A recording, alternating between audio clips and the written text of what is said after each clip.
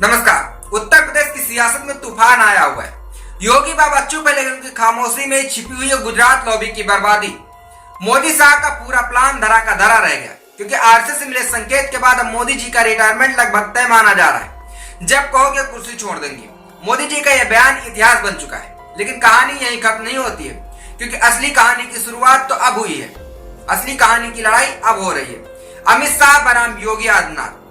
Gujarat lobby की नजर नरेंद्र मोदी की कुर्सी पर है, लेकिन योगी आदित्यनाथ उनके रास्ते की सबसे बड़ी दीवार इस वक्त बनकर खड़े हुए हैं। मोदी जी और अमित शाह ने लोकसभा चुनाव के बाद योगी आदित्यनाथ को साइड लाइन करने की कई चालें चली, लेकिन बाबा तो समझ गए थे कि आखिर खेल क्या चल रहा है।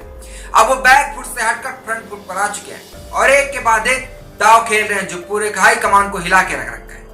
अगर हम बात करें भारतीय जनता पार्टी के राष्ट्रीय अध्यक्ष की, तो जेपी नड्डा की भी छुट्टी तय मानी जा रही है और माना जा रहा है कि अगला अध्यक्ष आरएसएस तय करेगा। 2024 में यूपी से मिले कमजोर रिजल्ट के बाद पूरा ठीक रहा योगी आदित्यनाथ के सर पर फोड़ने की कोशिश हुई, लेकिन सियासत का असली खिलाड़ी तो अब एक्टिव हुआ है। संभल में हर विष्णु मंदिर हो या मथुरा काशी का मुद्दा, योगी आदित्यनाथ ने एक एक कार्ड सोच समझ कर खेला है, क्योंकि उन्होंने इस बार सफा कर दिया है कि जो आस्था पर चोट करेगा भुगतेगा भी वही।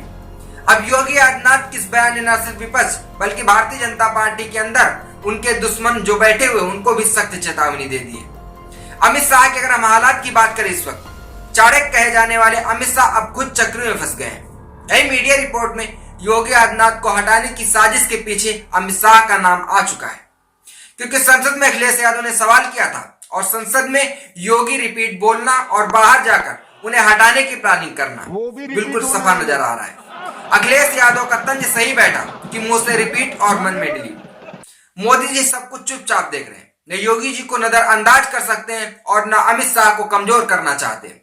लेकिन अब सियासत दो धड़ों में बढ़ती दिख रही है, एक तरफ योगी आदित्यनाथ और दूसरी तरफ गुजरात लॉबी में अमित शाह। मोदी जी का मास्टर स्ट्रोक अभी आना बाकी है, लेकिन इतना तो तय है कि अब बीजेपी के अंदर असली लड़ाई शुरू हो चुकी है, क्योंकि कुर्सी का खेल है प्यारे और इस बार योगी बाबा चुपचाप है, मगर सबकी चालें काट रहे हैं।